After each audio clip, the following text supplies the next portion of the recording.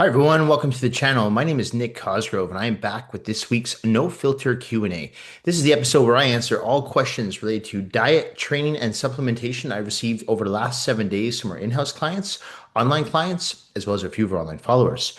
Remember, if any questions related to your nutritional plan, workout program, supplements you are currently taking, not taking, or considering taking, please feel free to email me those questions at nick@foreverfitperformance.com, or you can DM me your questions on my Instagram at fitcosgrove_. All right, let's get started with this week's no filter Q&A with question number one. Nick, why do I look way leaner in the morning but softer as the day goes on? Am I doing something wrong with my water or my meals?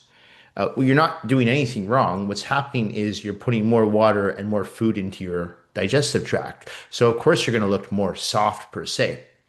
Also, the leaner you are, the more soft you're going to look. Okay, I can tell you this hands down because if you're someone who is, let's say you're a guy and you're under 10% body fat, every ounce of water that you put on throughout the day, you're going to notice. Your abs are going to be a little bit more blurry, right? Your chest, you'll see a little bit less striations in your pectoralis major and minor with your shirt off, right? So that's very normal, okay? But it's nothing to be alarmed about. And that's why whenever I ask people to send me their progress photos, I always ask them to send me their photos first thing in the morning in a fasted state. Same with their weigh-in. Send me your weight first thing in the morning in a fasted state. Because A, that's going to give me the most accurate image of how you are looking. If I don't work with you in person, I need to see how you're looking. And B, it's going to give me the most accurate idea of what your weight truly is in a fasted state as soon as you wake up.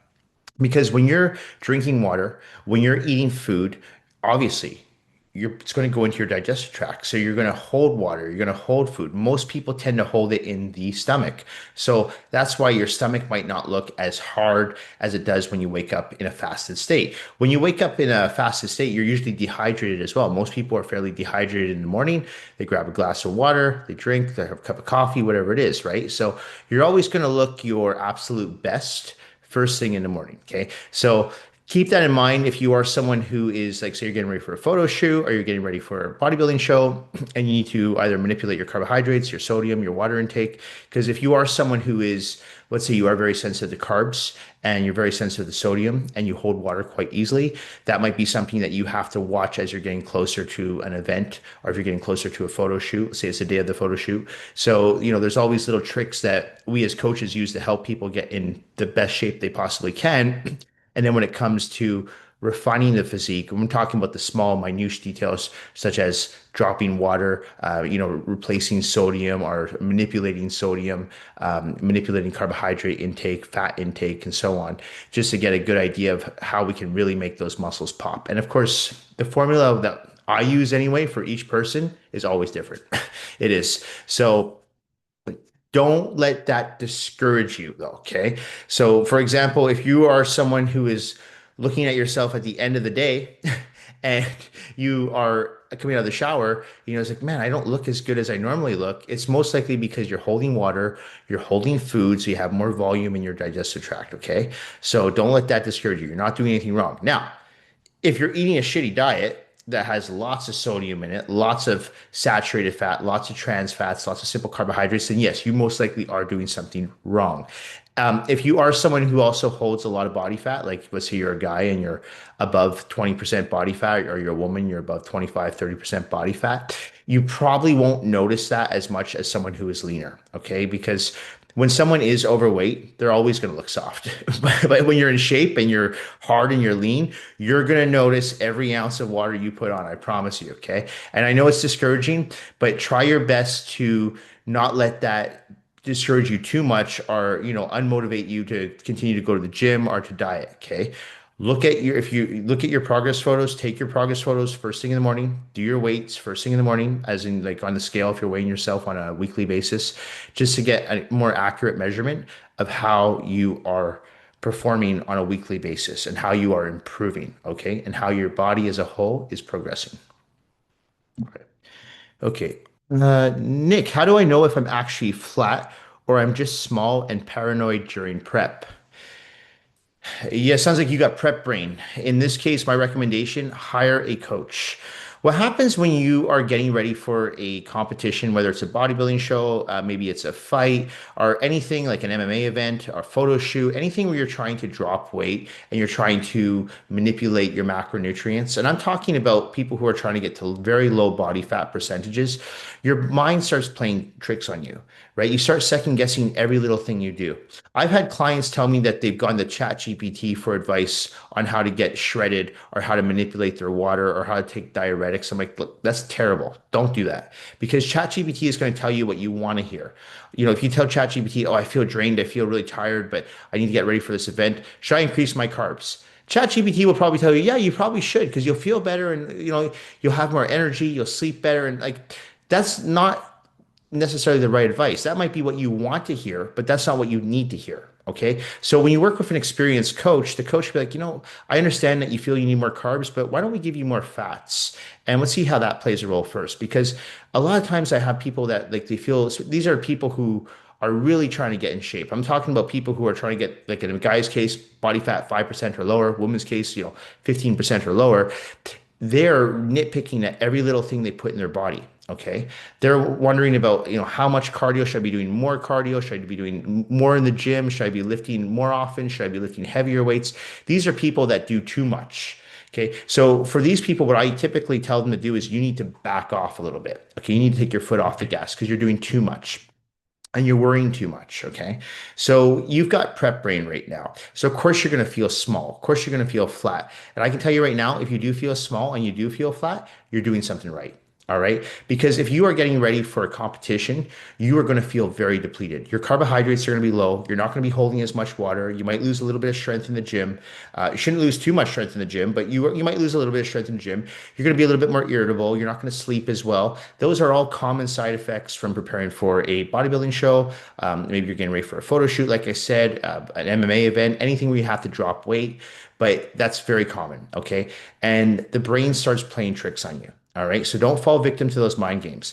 And if you are someone who is constantly second guessing yourself and saying, I need to eat more carbs, or maybe I need to take out more carbs, or maybe I need to do 2 hours of cardio and you're not sure, and it just seems like it's all coming down on you and you're stressed out already, hire a coach. Okay. Because if you have someone who has an experienced set of eyes that can help guide you, it can make a world of difference. And even myself, when I used to get ready for shows, I had a coach. And when I didn't have a coach, I would rely on other competitors that I used to compete against, people who I'd met in the industry, friends, and I'd ask for honest feedback and criticism. Okay. And that helped me a lot because there were times where I felt like I looked like crap and like, actually, no, you look pretty good. And they weren't trying to be a cheerleader for me. They were just telling me like, no, you actually look pretty good. Keep doing what you're doing. Okay. Or you're actually looking too lean. Back off on the cardio or go have a burger and fries because you do look flat. All right. So if you are second guessing yourself, my recommendation, hire an experienced coach that can help guide you through the remainder of your prep. Okay. Because it would be ignorant of me to just tell you to go have a burger and fries or to do more cardio or to drop your carbs by 50 grams if I don't work with you. Okay. So I can't tell you what to do unless I work with you. I'd have to see your progress photos. I'd have to see what your weight's at. I'd have to see what your training looks like, what your diet looks like. Then I could tell you, yeah, go have the burger and fries. No, I need you to do 20 more minutes of cardio per day.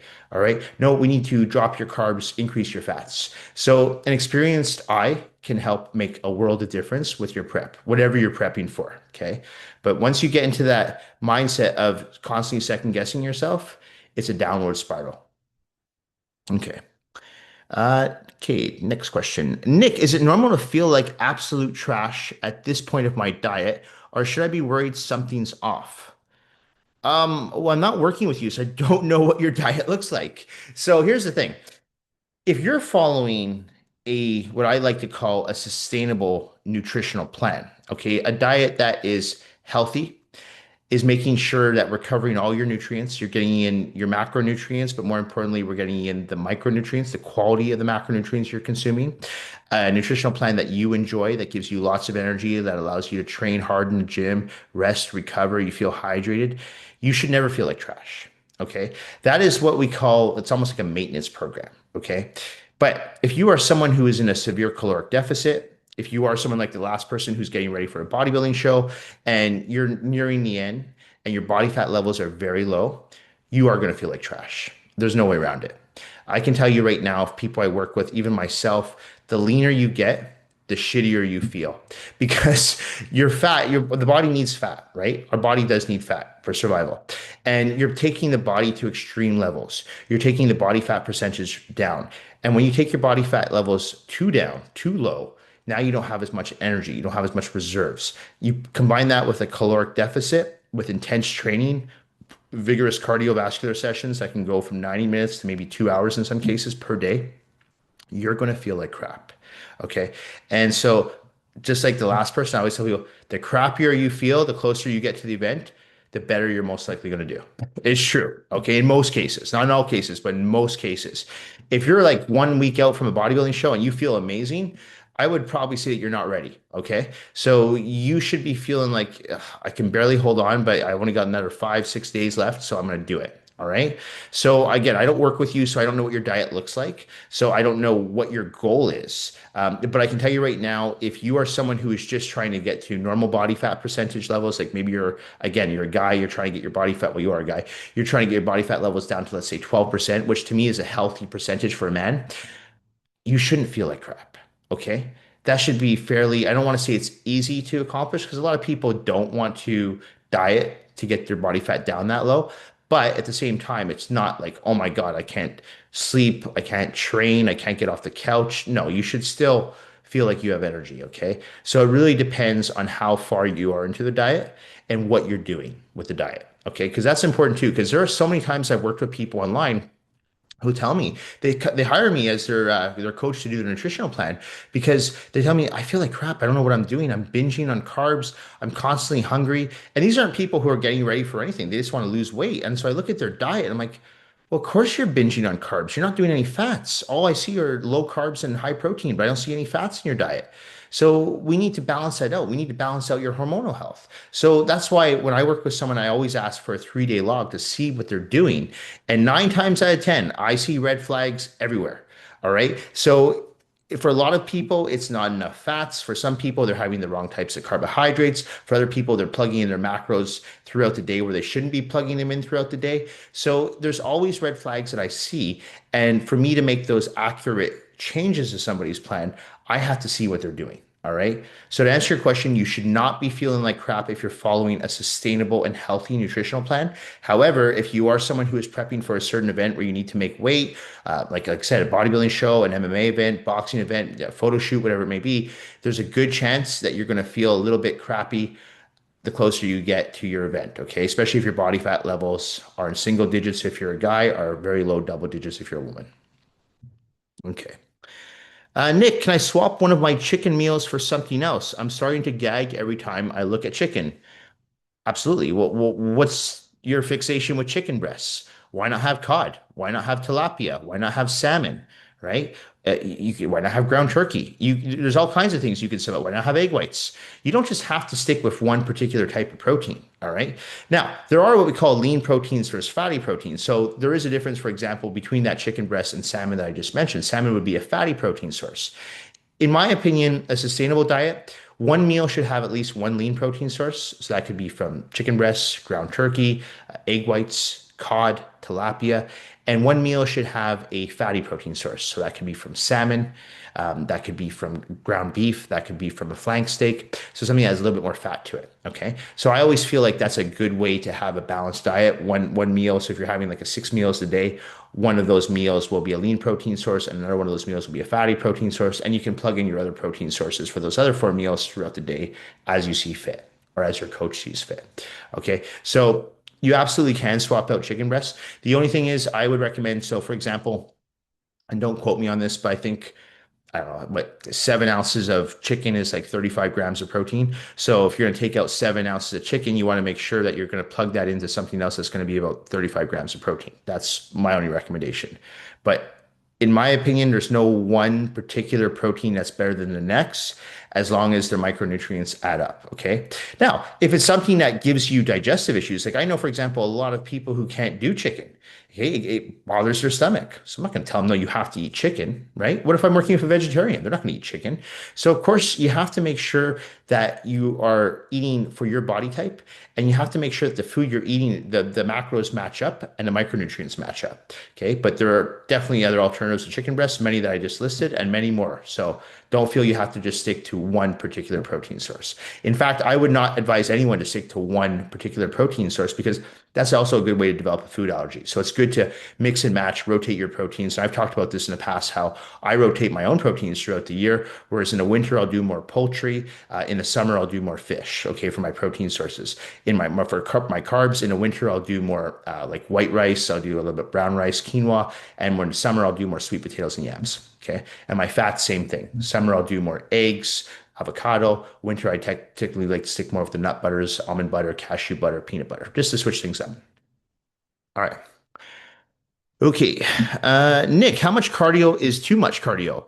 I feel like I'm doing ton of cardio, but my weight isn't moving. You said cardio three times in that sentence. Okay. So your what was the question? How much cardio is too much cardio? Sorry, I feel like I've got prep brain right now. Too much cardio. Okay. So if you have hit a plateau on the scale, that does not necessarily mean that you're doing too much cardio. That could mean that you are doing too much dieting. You are in too much of an extreme caloric deficit. Now, what happens if your body is in a severe caloric deficit for a long period of time? The metabolism does start to slow down because your body goes into survival and says, hey, if I'm not being fed every 3 hours, like a normal off season, or every 2 hours, or I'm not being fed the amount of carbs I normally get fed in a meal. Maybe you cut your carbs in half. Your body is very resilient and very intelligent. It says, okay, well, let's slow things down here. Let's break things down more slowly so we can sustain the energy that we are getting in. The body's getting in, I should say. Okay. So for you to counter that, you have to say, okay, your body's telling you something right now. Your body's saying, hey, I got to slow down here because you're not feeding me enough. You're not fueling me enough for the amount of cardio you're asking me to do, for the amount of training sessions you're asking me to do. So I'm going to slow things down a little bit here now. It's like a train. We're slowing down the train. So you want to get that train going back up again? Well, do a refeed. So for those that don't know, a refeed is not a cheat day. It's not a cheat meal. It's simply a refeed. What I like to do with refeeds, if I have someone who is on a severe caloric deficit for weeks on end and they've just hit a plateau with their weight, I will say to them, okay, let's say meal five is 6 ounces of salmon, half a cup of white rice, and 1 tablespoon of extra virgin olive oil. I'll say, you know what? I want you to have 12 ounces of salmon. I want you to have a cup and a half of white rice, and I want you to have 2 tablespoons of extra virgin olive oil. So I pretty much just doubled that portion of that one meal. Now, that might sound like a lot of food, but you got to remember, for someone who's in a severe caloric deficit, that person's going to be able to down that no problem. Okay. They're going to be like, absolutely. They love it. Okay. Because they're so hungry. That right there usually works because as soon as I do that, the cortisol levels go down. The person actually feels better mentally because now they've actually had that refeed. So their glycogen storages are refilled. And just from that one meal, and then they feel motivated again to, okay, now I can do this cardio. Now I can get through these weight training sessions. So a refeed can be incredibly strategic to utilize when you are in a severe caloric deficit. But you have to know when to use it and you have to know where to use it. All right. So I'm a huge advocate of using refeeds. I used them throughout my own prep back in the day. I wasn't one for cheat meals. I never, I did cheat meals probably in my first 2 years of competing, but I never liked them because the next day I almost feel like a food coma, a food hangover. I'd feel like shit. And I don't eat dirty foods. So I'm like, I don't really want a burger and fries. I didn't want pizza, but I'll take more peanut butter. I'll take more oatmeal. I'll take more jasmine rice. I'll take more chicken breast. I'll take more salmon. So give me that food because I feel better on it. So that's for me though. Some people really need to have the junk food. But I'm a huge advocate of refeeds. So if you have hit a plateau, whether it's a plateau on the scale, a plateau with your physique, maybe a plateau in the gym, refeeds can be incredibly beneficial, but you have to know when and where to plug them in on your diet plan. Okay. Nick, is it bad that I think about food 24/7? Like, is this normal behavior or am I losing it? Um, well, again, you might have an unhealthy relationship with food, right? So to me, it sounds like you've got diet brain. Maybe you are following a severe diet, like a severe, you're in a severe caloric deficit, or you're following, I shouldn't say severe, an extreme diet, right? If you're on an extreme diet plan and you're doing that for weeks to months on end, that can be very draining, both physically and mentally. All right. So it's normal for people who are in severe caloric deficits or on extreme diets to start like fantasizing about foods. And, I did that myself back in the day when I would get ready for shows. I found like the last 2 or 3 weeks, I'm watching the Food Network. It's almost like porn for people who are hungry, right? And it's just like you're living vicariously through people who are eating this food. And so I always tell people, if you're getting to that level and you're not training for anything, you're just dieting, you got to be very careful because that can create an unhealthy relationship with food unless you already have one, and that can lead to severe eating disorders like bulimia. You can become anorexic, right? So you have to be very careful. I know there's people out there who are closet eaters. You don't see them eat at all throughout the day, and then they go home and they binge at night. So you have to really make sure that you watch that. And I always tell my clients the most important thing is that yes, I want to help you lose weight. I want to help you build muscle, but I also want to help you establish a healthy relationship with food. So if you do go out to a restaurant, you're not going to feel guilty because you had something that's not on your diet. All right. And so, or if you do decide to have a bowl of ice cream, you're not going to go to the gym the next day and do 3 hours of cardio to burn it off. Okay. So that's something you have to watch. And that's a slippery slope. And there's a lot of people, especially fitness competitors, who have that unhealthy relationship with food. And we see that a lot with bodybuilders and bikini competitors. After the contest, 2 weeks later, they don't even look like they go to the gym because they've been starving their body so much, they just binge on everything they can find after the show. For me, every time I did a show or anytime I went on a diet, the only thing I wanted after was water. I wanted my oatmeal, I wanted my peanut butter. That was it. Because I knew that if I binged on, like, say, cake and pizza and burgers, I would hold so much water, I'd feel uncomfortable. Plus, I'd get that blurry physique and I'd lose a lot of the hard work that I just put into, like, 6, 8, 12 weeks into prep. So I didn't want to do that. So I always tried to stay within striking distance of my stage weight. Okay. So even though the show was done, I didn't just go on an all out binge. Okay. Maybe the next day I didn't weigh all my meals, but I didn't go McDonald's and KFC and all this nonsense either. No. Okay. So you want to create a healthy relationship with food, and you want to make sure that the foods that you are having you enjoy. So make sure they taste good. Okay, just because you're having chicken and rice doesn't mean it has to taste like crap. You can put some sriracha sauce on that. You can mix in some almond butter with that. And that might sound gross, but actually, I have so many people I work with where I'll say, throw some peanut butter into that, and they're like, that sounds gross. I'm like, try it. They love it. Like it's like a peanut sauce, right? In their rice and their chicken, so they love it. So it's just trying to create recipes that taste good, and that takes time. All right, and it takes effort. But again, if you're working with someone like a dietitian, nutritionist, or someone like myself, a contest prep coach, that can just help you along the way and give you some tips and tricks, it makes the dieting process a lot easier, and it'll help you establish a healthy relationship with food. So you're not constantly thinking about food, fantasizing about food, or looking like constantly looking forward to your next meal. Okay.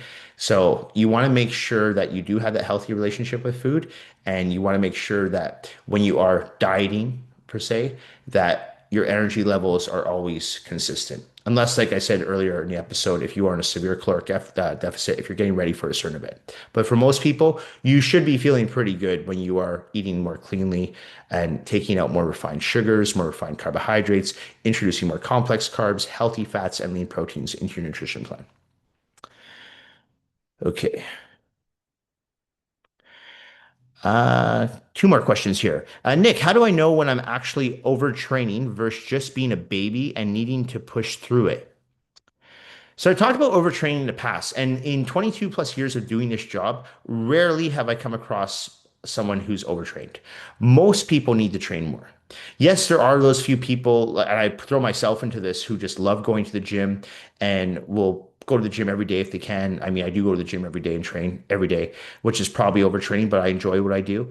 And I also put together a training plan that makes sense. So I'm very strategic with how I implement my training program, and I don't feel overtrained.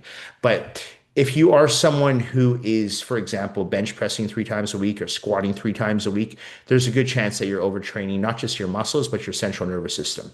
Now, when you do that, you're going to shut down. Your body's going to shut down. Your lifts are going to go weaker in the gym.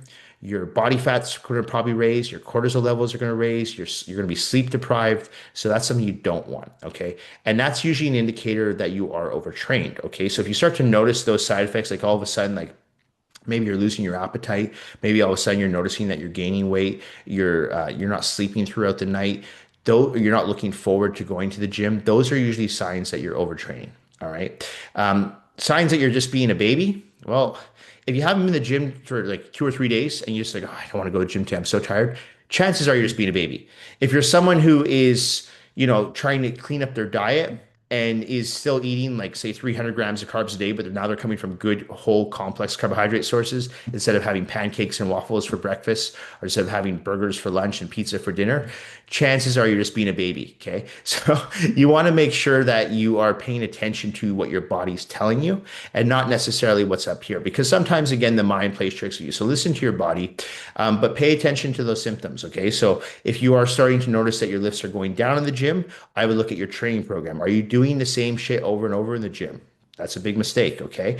Are you not sleeping enough? Are you not sleeping throughout the night, right? That could be a dietary nutrition problem. Maybe you're not eating properly throughout the day, and that's what's causing the issues at night when you sleep and you're not rested and you're not recovered, and now your weights are going down in the gym because you're sleep deprived. Okay, it's a chain reaction. So that's why you have to make sure. And I always talk about why it's so important that the diet and the training go hand in hand. They're 50-50. Because if you're doing a nutrition plan and you miss one or two of your meals, that's going to affect the next day in the gym. It is. It's going to affect the transition of the weight. It's going to affect your intensity in the weight room. So, and that's going to affect your results. So, same thing. If you're training really hard and all of a sudden, or let's say you're eating really clean and you're not training very hard, maybe you follow a clean diet, but you skip 3 days a week in the gym when you're supposed to be training five. Well, that's going to affect your results, right? So you want to make sure that you're following a solid nutritional plan in addition to making sure that you're following a strategic training plan. So the two go hand in hand. All right. But that's my recommendation if you are someone who's trying to figure out, am I really overtrained or am I just being a baby? Chances are, if you are following a good training program with a proper training split and you're making sure your diet's dialed in, making sure you're getting in the correct amount of macronutrients and plugging in your carbs when you need them, your fats when you need them, your protein when you need them, you're just being a baby and you need to get your ass to the gym. All right. Last question. Nick, how come some people eat way more carbs than me and still get leaner? Is my metabolism just trash or what? Your metabolism is not trash. All right. You just did not win the genetic lottery. Why doesn't everyone play basketball like Michael Jordan or LeBron James? Why doesn't everyone play hockey like Sidney Crosby? Yes, hard workers, unbelievable, great work ethic, but also natural born given talent. Okay, genetics. So, yes, there are people out there who can eat tons of carbs and they barely put on weight. Then there's people who just look at carbs and they put on 5 pounds. That is the difference between what we call an ectomorph, someone who loses weight very easily, versus an endomorph, someone who gains weight very easily. But a problem with being an ectomorph is that they have a hard time gaining weight. So they have a hard time gaining muscle. Whereas an endomorph, someone who puts on weight very easily, has an easier time putting on muscle. So there's pros and cons to both body types. Sounds to me like you might fall more into the endomorph type. Okay, so you put on fat very easily, but you most likely put on muscle very easily as well. For someone like you, I don't recommend following a high carb diet. Instead, I recommend following a higher fat diet and a lower carb diet. Okay. This will allow you to still feel full throughout the day, give you lots of energy, will help you maintain strength in the gym, and it will allow you to keep a slim waistline. Okay. Because carbs, I don't want to say carbs are the enemy, but they're not your friend. All right. Your body just does not adjust well to carbs. I've never had that problem. For me personally, I've always been a carb guy. I can do 1,000 grams of carbs a day and it doesn't affect my waistline. But it could also be because I train every day in the gym and I have a very active job. So I'm on my feet for most of the day. So you have to take that into consideration too. If you are someone who sits at a desk for the majority of your day working behind a computer, you're not going to burn as many calories as someone like myself who is standing for 80% of the day, moving around. Okay. The only time I sit at this chair is when I'm doing online work for maybe 3 hours a day. That's it. And doing the Q&As. That's about it. So I'm usually standing, moving around. So I'm burning a lot of calories throughout the day. So I can get away with having a higher carbohydrate diet. Okay. But at the same time, I struggle to put on weight. So I've always struggled to put on muscle. That's just my genetics. All right. Whereas some people I know they can put on muscle very easily, but they also put on fat very easily. So your metabolism is not trash, but you need to learn to work with your body and with your genetics as opposed to against your genetics and against your body. Because you're not going to change your genetics. You're not, that's not going to happen. All right. You're born with what you're born with. Okay. Your genetics are your genetics. You're not going to change your metabolism. It doesn't happen. No, the metabolism does not slow down with age. I've debunked that numerous times on this channel. What happens is we slow down with age. So as we get older, we become less active, more sedentary, right? More comfortable in life. That's why people gain weight as they get older. It's not because their metabolism slows down. Now, obviously, if you have a thyroid issue, an inactive thyroid, yes, that's a possibility. But in that case, you go on something like Synthroid and you should be okay. All right. So to answer that question, don't blame your metabolism. Just say, you know what? My genetics don't work well for a high carb diet. But I bet you if you went on a high, I'm not saying a keto diet, but I'm saying if you were to decrease your carbs and increase your fats, keep your protein about moderate, you'll probably notice that you put on muscle and you don't put on, or you put on very little fat if you're trying to gain weight. Okay. Because your body's going to respond most likely better to fats than carbs. And that's very common. And that's actually very common with women as well. Okay. So, I know I have a woman asking this question. So it's very common. Most women I work with, I run them on higher fats and lower carbs. All right. And that seems to work really well. I don't run anyone on ketosis diets, or I shouldn't say anyone because sometimes I'll use keto, but rarely. I like to really focus on incorporating kind of a balance of both or rotating the macronutrients. I talked about how I do macronutrient rotations on a weekly basis. However, when I'm working with women versus men, most women I'll have them run higher fats, lower carbs, and guys, depending on the guy I'm working with, but the carbs I usually keep pretty high, especially if they're trying to gain weight, and the fats I keep on the lower end. Okay. But you have to remember, everyone needs fats for a good overall hormonal health. It is the one macronutrient that is essential, more so than protein, more so than complex carbohydrates. Okay. Your body needs them for survival. Okay. Our brain needs them. Okay. So remember that fats are essential. So don't avoid them and don't blame your metabolism and don't blame your genetics. Just work with your genetics, not against them, and you're going to get results with your health and your physique. Anyway, that's it for this week's No Filter Q&A. Is that it? Yes, that is it. This episode will be going up on Monday, March the 23rd. As a reminder, if you have any questions related to your nutritional plan, workout program, supplements you're currently taking, not taking, or considering taking, please feel free to email me those questions at nick@foreverfitperformance.com, or you can DM me your questions on my Instagram at @fitcausgrove_. Thank you all for watching. Thank you for supporting my YouTube channel, my online coaching business, as well as my in-house personal training business here in Vancouver, British Columbia. I truly do appreciate all the support and all the feedback that I receive from each and every single one of you. Thank you all again, and I will see you all next week. Bye for now.